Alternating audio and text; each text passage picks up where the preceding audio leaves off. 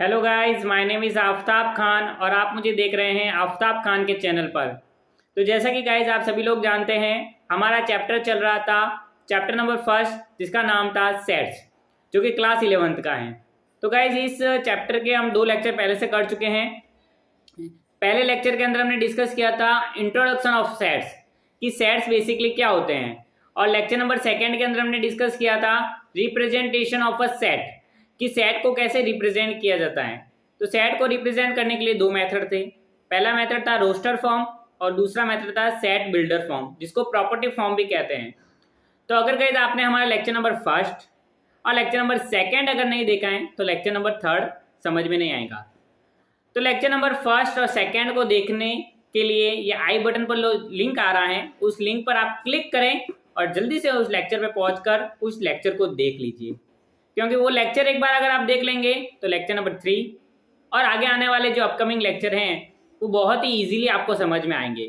क्योंकि मैथमेटिक्स को समझने का यही इंपॉर्टेंट तरीका होता है, बहुत ही अच्छा तरीका यही है कि प्रीवियस सारे कॉन्सेप्ट को क्लियर करते चलो और आगे आने वाले कॉन्सेप्ट भी ईजिली समझ में आ जाएंगे। तो चलिए गाइज, बिना देरी किए शुरू करते हैं आज का लेक्चर। और आज के लेक्चर का जो टॉपिक है, टुडे टॉपिक क्या है, important question related to representation of set. तो अभी मैंने आपको क्या बोला, अगर प्रीवियस लेक्चर नहीं देखेंगे तो आगे आने वाले लेक्चर समझ में नहीं आएंगे। ये जो रिप्रेजेंटेशन ऑफ अ सेट जो है वो हमने प्रीवियस लेक्चर नंबर 2 के अंदर डिस्कस किया है। आई बटन पर लिंक आ रहा है, उस पर क्लिक करो और लेक्चर पे पहुंचो। तो आप रिप्रेजेंटेशन ऑफ सेट का कॉन्सेप्ट पढ़ लेंगे वहां पर, कि क्या रोस्टर फॉर्म होती है, क्या टेबुलर फॉर्म होती है, तो ये समझ में आएगा। और जब ये समझ में आ जाएगा तो इस कॉन्सेप्ट से रिलेटेड क्वेश्चन जो है वो आज के इस लेक्चर के अंदर हम इजीली कर पाएंगे। तो शुरू करते हैं आज का लेक्चर। तो आज का जो क्वेश्चन नंबर 1 है वो क्या है, कॉन्सेप्ट हमने लेक्चर नंबर 2 के अंदर डिस्कस किया है। क्वेश्चन नंबर 1 हमसे कह रहा है, write the solution set of a equation x² + x - 2 is equal to 0 in roster form. तो ये जो हमारे पास इक्वेशन दे रखी है, ये इक्वेशन कैसी है गाइस, क्लास 10th के अंदर आपने पढ़ा होगा चैप्टर नंबर 2 क्वाड्रेटिक इक्वेशन। तो ये इक्वेशन कैसी है स्टूडेंट, क्वाड्रेटिक इक्वेशन है। तो इस क्वाड्रेटिक इक्वेशन का सॉल्यूशन सेट हमें फाइंड आउट करना है और उसको किसमें लिखना है, रोस्टर फॉर्म में लिखना है। कैसे लिखना है, रोस्टर फॉर्म में। तो ये क्वेश्चन हमसे कह रहा है। अब देखिएगा, इस क्वाड्रेटिक इक्वेशन को सॉल्व करने के कितने तरीके होते हैं, 3 मेथड होते हैं जो हमने क्लास 10th के अंदर डिस्कस किए थे। पहला होता है स्प्लिटिंग द मिडल टर्म, दूसरा होता है कंप्लीटिंग द स्क्वायर मेथड और तीसरा होता है क्वाड्रेटिक फॉर्मूला, जिसको हम कहते हैं श्रीधर आचार्य फॉर्मूला। तो इन तीनों मेथड की हेल्प से हम किसी भी क्वाड्रेटिक इक्वेशन को सॉल्व कर सकते हैं।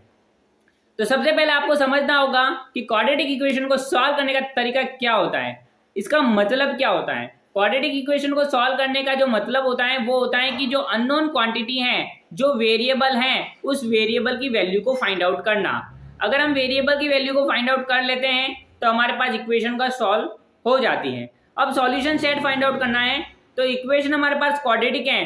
क्वाड्रेटिक इक्वेशन का मतलब होता है जिसमें वेरिएबल की हाईएस्ट पावर कितनी हो, 2 हो सॉरी, वेरिएबल की हाईएस्ट पावर 2। तो वेरिएबल की हाईएस्ट पावर 2 है, तो इसका मतलब इसके कितने सॉल्यूशन होंगे, 2 सॉल्यूशन होंगे। जिसमें वेरिएबल की हाईएस्ट पावर 1 होती है तो एक सॉल्यूशन होता है जिसको हम लीनियर इक्वेशन इन 1 वेरिएबल कहते हैं। जब 2 होती है तो ये हमारे पास लीनियर इक्वेशन इन 2 वेरिएबल है। लीनियर नहीं है, ये क्वाड्रेटिक इक्वेशन है, क्योंकि इसकी वेरिएबल की हाईएस्ट पावर कितनी है, 2 है। तो जब 2 है तो अब इसके सॉल्यूशन 2 होंगे।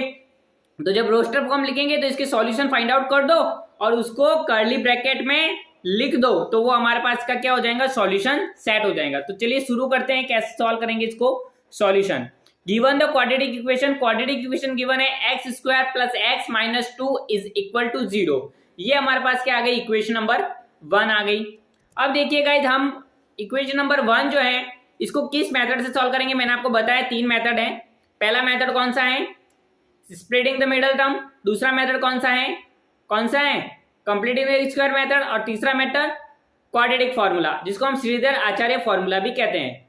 तो इस क्वेश्चन को आज हम किस मेथड से सॉल्व करेंगे, क्वाड्रेटिक फॉर्मूला की हेल्प से सॉल्व करेंगे, जो कि मेथड नंबर 3 है। ये सारे के सारे मेथड आप क्लास 10th के अंदर पढ़ चुके हैं। हम इनका यूज करेंगे, थोड़ा रिवाइज भी हो जाएगा।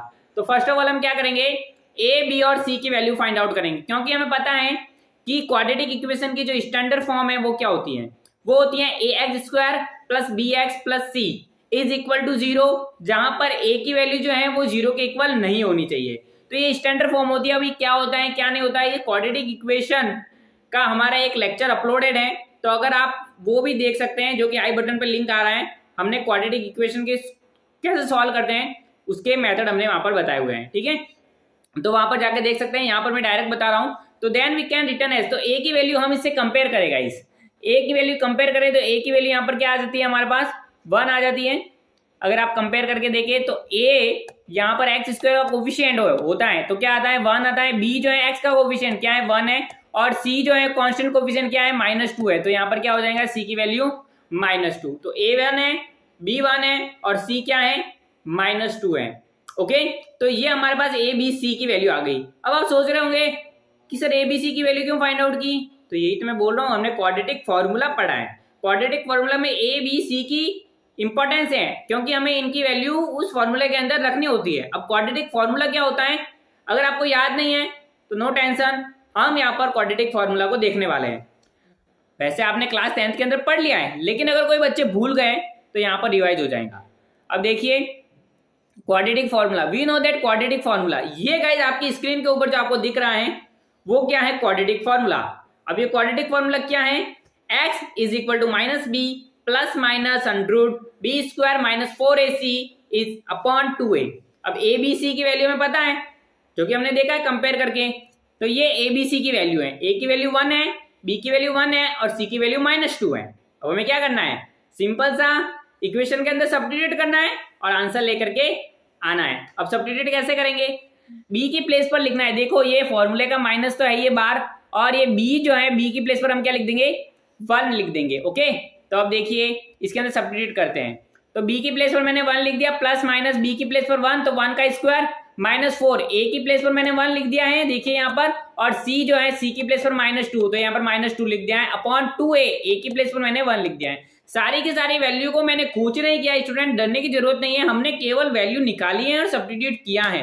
अब कैलकुलेट करते हैं, कैलकुलेट कैसे करते हैं, देखिए कैलकुलेट करेंगे हम, यहाँ पर ये आया था हमारा, अब कैलकुलेट कैसे करेंगे, देखिए यहाँ पर x इज इक्वल टू, यहाँ पर देख सकते हैं -1 प्लस माइनस 1 का स्क्वायर क्या होता है, 1 का स्क्वायर क्या होता है 1 मल्टीप्लाई 1, 1 मल्टीप्लाई 1, 1 को 1 से मल्टीप्लाई करेंगे 1 आएगा।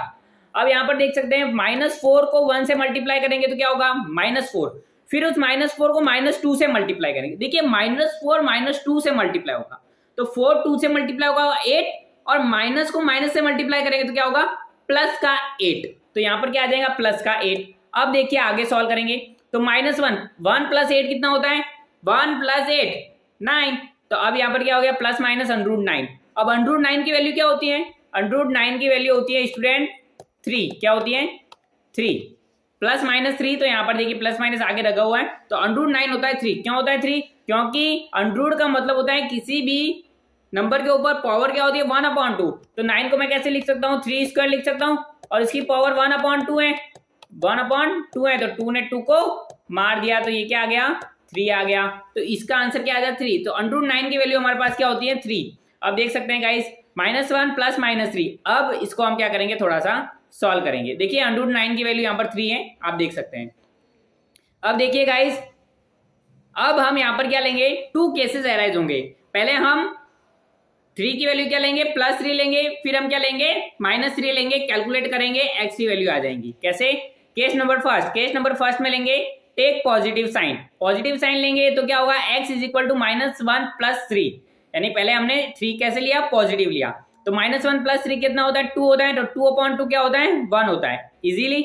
अब यहाँ पर केस नंबर सेकंड देखेंगे, केस नंबर सेकंड में हम क्या लेंगे टेक नेगेटिव साइन लेंगे, तो क्या होगा x इज इक्वल टू -1 -3/2, -1 -3 क्या होता है -4 होता है, और -4/2 क्या होता है -2 होता है। तो इस तरीके से गाइस हम देख सकते हैं x इज इक्वल टू 1 आ गया और x इज इक्वल टू -2 आ गया, तो ये क्या इसके क्या हो गए सॉल्यूशन हो गए, मैंने क्या बोला था, क्वाड्रेटिक इक्वेशन है, 2 डिग्री की इक्वेशन है, सॉल्यूशन कितने होंगे, 2 होंगे। तो एक तो हो गया 1 और एक हो गया -2।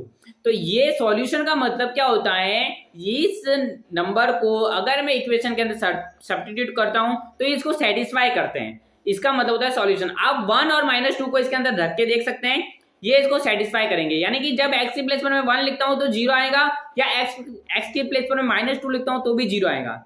तो ये आपका होमवर्क है कि आपको चेक करना है कि किस तरीके से ये इसको सेटिस्फाई करते हैं स्टूडेंट, ठीक है, आपका होमवर्क है ये।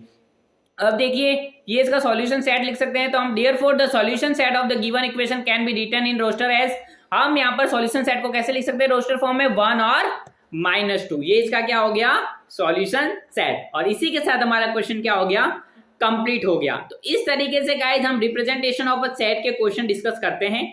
आप क्वेश्चन नंबर 2 भी देख सकते हैं। आप क्वेश्चन नंबर 2 क्या है, write the set x such that, ये जो 2 डॉट लगाए हुए हैं इसका मतलब क्या होता है, सच दैट, यानी कि जहां पर एक्स क्या है, x is a positive integer. Guys हमने लेक्चर नंबर 1 में इंट्रोडक्शन ऑफ अ सेट में डिस्कस किया था कि सेट बिल्डर फॉर्म या रिप्रेजेंटेशन ऑफ अ सेट में डिस्कस किया था कि कैसे हम सेट को लिखते हैं।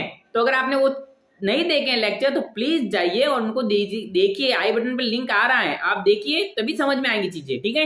X such that X is a positive integer and X square less than 40 in a roster form. तो अब हमें ये सेट बिल्डर फॉर्म में लिख रखा है। अब हमें इस सेट बिल्डर फॉर्म को किस में लिखना है, रोस्टर फॉर्म में लिखना है। किसमें लिखना है, रोस्टर फॉर्म में लिखना है। तो कैसे लिखेंगे, तो यहां पर देखिए एक्स सच दैट, एक्स क्या है, एक्स वो पॉजिटिव इंटीजर है जो कि जिसका स्क्वायर करें तो लेस देन 40 आ जाए। तो गाइस आप देख सकते हैं पॉजिटिव इंटीजर कौन से होते हैं, 1 से स्टार्ट होते हैं, यानी नेचुरल नंबर। तो यहां पर देखिए 1 का स्क्वायर करेंगे तो क्या आता है, 1 आता है। 2 का स्क्वायर करते हैं तो क्या आता है, 4 आता है। 3 का स्क्वायर करते हैं तो क्या आता है, 9 आता है। और 4 का स्क्वायर करते हैं तो क्या आता है, 4 का स्क्वायर करते हैं तो क्या आता है, 16 आता है। 5 का स्क्वायर करते हैं तो क्या आता है, 25 आता है ना, आता है नहीं आता, स्क्वायर आता है ना सभी को। 6 का स्क्वायर करते तो क्या आता है, 36 आता है। और अगर मैं 7 का स्क्वायर करता हूं तो क्या आता है, 7 का स्क्वायर करता हूं तो क्या आता है, 49 आता है। अरे भैया ये तो ज्यादा हो गया, ये तो ज्यादा हो गया। तो हमें कौन कौन से पॉजिटिव इंटीजर लेने हैं जिसका स्क्वायर करें तो वो 40 से छोटा आ जाए।